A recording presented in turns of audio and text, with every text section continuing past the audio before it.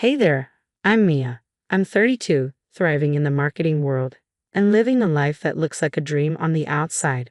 We've got the picture perfect setup: a beautiful house in the suburbs, my amazing husband Derek, and our little boy Jack, who's 5 and the absolute light of my life.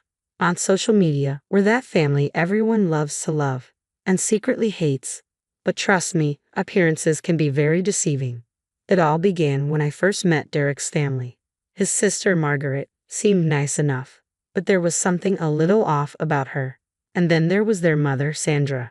Sandra smiled at me like a shark circling its prey. During our first dinner, she looked me up and down and said, "Oh, Maya dear, that dress is interesting."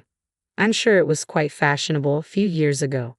I plastered on my best fake smile and replied, "Thanks, Sandra. I just love vintage." Derek squeezed my hand under the table, blissfully unaware of the tension. As time passed, things only got weirder. Margaret was always dashing off somewhere, using vague excuses about work or meeting friends, but it never quite added up. One night, I mentioned it to Derek.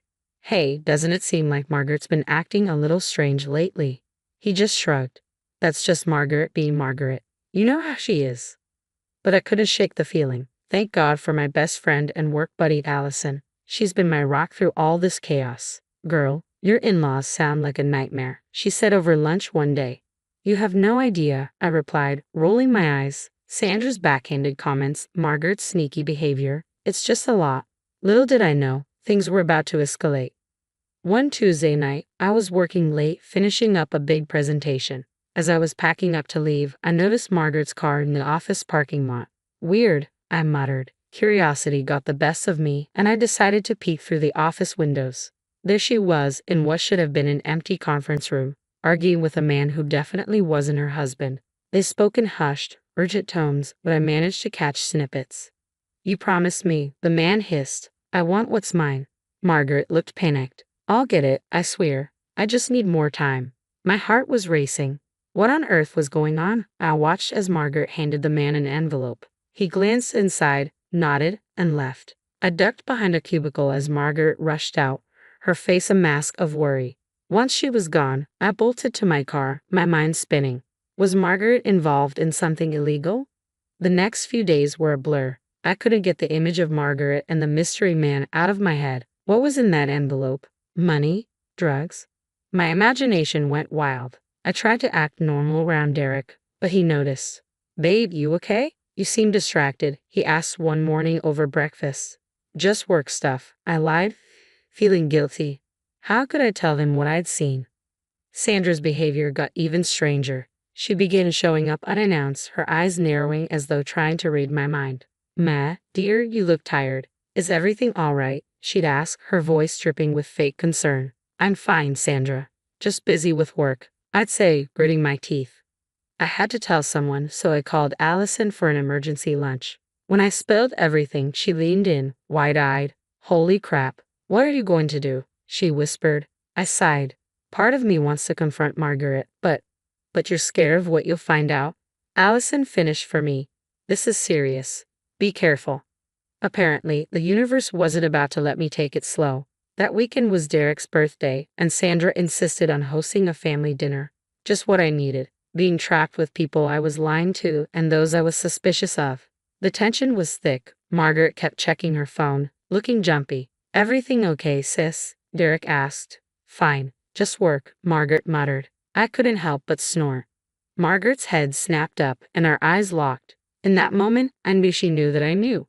Sandra, ever the hawk, didn't miss a beat. "Maya, dear, care to share what's so amusing?" she asked, her tone icy. "Oh, nothing," I replied, forcing a smile. "Just remembered a funny work story." The rest of the dinner was a minefield of loaded glances and thinly veiled hostility.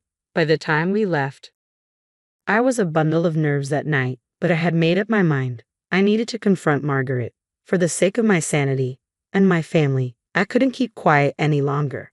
The next day, after work, I cornered her in an empty conference room. "We need to talk," I said, my voice unsteady.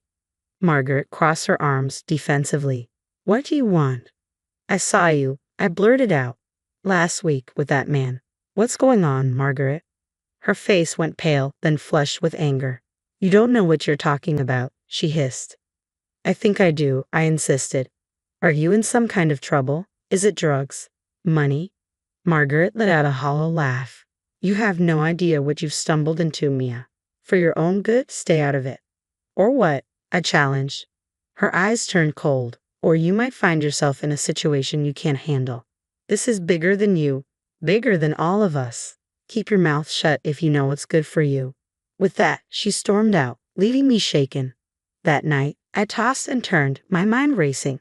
Finally, around 3 a.m., I drifted into a fitful sleep. When I woke up to sunlight streaming through the window, something felt off. As I sat up, an object fell into my lap. I looked down and froze. It was a lock of my hair. Panicking, I ran to the mirror. A chunk of my hair had been crudely cut away. On the dresser lay a note, keep quiet, or next time it won't be just your hair. My blood ran cold. Sandra had been in our house, in our bedroom, while we slept. This wasn't family drama anymore. This was war. Fuming, I stormed into the kitchen, the lock of hair clutched in my fist. Derek was making coffee, blissfully unaware of the storm about to hit. Your mother was in our bedroom last night, I spat out. Derek turned, his face etched with confusion. What? That's impossible. I thrust the hair and the note at him, his face drained of color as he read it. This can't be right. Mom wouldn't. Wouldn't what? Threaten me? Cut my hair while I slept? Wake up, Derek. The argument that followed was brutal. Derek was trapped between disbelief and loyalty to his family, clinging to denial. There has to be some explanation, he kept repeating. But I was done explaining, done being the victim. I called Allison, my voice shaking with anger. I need your help, I said. We're going to expose everything. Over the next few weeks, Allison and I transformed into amateur detectives. We dug into Margaret's financial records, tracked her movements, even followed her a few times. Look at this, Allison said one afternoon, pointing to her laptop. Margaret's been making large cash withdrawals every month. The pieces were starting to fall into place. But it wasn't just Margaret. As we dug deeper, we unearthed dirt on Sandra too. I read through old newspaper clippings, my heart pounding. Holy crap, I muttered. Sandra was involved in a huge embezzlement scandal 20 years ago. It was all hushed up. The weight of our discoveries was staggering. This wasn't just about Margaret's secret. It was a web of lies and manipulation spanning decades. I knew it was time for a family intervention. I gathered everyone. Derek, his father George, even some extended relatives. Taking a deep breath, I laid out everything we'd uncovered. This has to stop, I pleaded, for all our sakes. For a moment, the room was silent with shock. Then all hell broke loose. Sandra stood up, her face twisted with fury. How dare you, you ungrateful little... She's lying, Margaret shrieked. She's trying to turn you all against us. Derek sat there, shell-shocked. George looked like he'd aged 10 years in 10 minutes. What I'd hoped would be a moment of truth dissolved into chaos. Sandra and Margaret cornered me, spinning stories about how I was unstable, jealous, out to destroy the family. To my horror, people started to believe them. Even Derek looked at me with doubt in his eyes. Mia, he said softly, maybe you need help. This obsession. Obsession. I choked out. Are you kidding me? That night, I sat alone in our bedroom, the house echoing with emptiness. Derek had taken Jack to stay with his parents until things calmed down. I stared at my reflection in the mirror, at that uneven patch of hair slowly growing back. How had it come to this? I tried to do the right thing, to protect my family. Instead, I'd lost everything. For the first time since it all began, I broke down and cried. Sandra and Margaret had succeeded.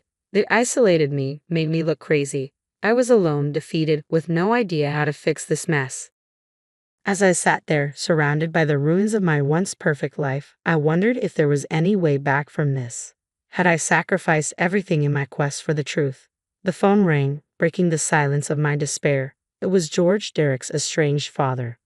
Mia, I believe you, he said gruffly. Meet me. We met at a rundown diner on the edge of town. George slid a thick folder across the table. It was filled with evidence of Sandra and Margaret's schemes. I stayed quiet for too long, he admitted. As we pored over the documents, a plan began to form. The upcoming family reunion would be our stage. We need irrefutable proof, I said. George's eyes glinted with determination. I'll handle that. On the day of the reunion, my heart pounded as I stepped into Sandra's meticulously decorated backyard. The air buzzed with anticipation as Sandra began her welcoming speech, oblivious to what was coming. George worked quickly, setting up a projector at the back of the crowd. The screen flickered to life, cutting through the chatter and silencing everyone. We presented our case. Emails, bank statements, and recorded conversations appeared on the screen, each piece more damning than the last. Margaret's money laundering scheme was laid bare, followed by Sandra's long history of fraud. The final blow, a recording of Sandra and Margaret plotting to frame me for embezzlement. Once Maya's gone, we control Derek's inheritance, Sandra's voice declared, cold and calculating. The crowd fell into stunned silence. Then chaos erupted. How could you? Derek's voice sliced through the noise, filled with disbelief and hurt. Margaret was the first to crack. It wasn't supposed to go this far, she sobbed. Mom said it'd be easy money. Sandra turned on her daughter, snarling, You ungrateful fool. After everything I've done for you. But the truth was out, and there was no escape. The authorities arrived, and Sandra and Margaret were led away in handcuffs, their faces etched with defeat. In the aftermath, apologetic family members surrounded me, offering hesitant words of support. Derek approached, his eyes brimming with remorse. Maya, I'm so sorry, he whispered. Can you ever forgive me? I looked at him, seeing both the man I loved and the one who had doubted me. We have a lot to work through, I said honestly. Over the next year, I focused on rebuilding my life. My career soared as I regained my footing, and Derek and I entered counseling, slowly piecing our relationship back together. It wasn't easy, but we were committed to healing. One afternoon, standing in my new office, I received news of Sandra and Margaret's sentencing. A weight lifted from my shoulders. I turned to my desk, where a photo of me, Derek, and Jack sat. We were smiling, genuinely this time. The perfect facade was gone, replaced by something real and honest. It wasn't perfect, but it was ours, and that was better than any illusion ever could be.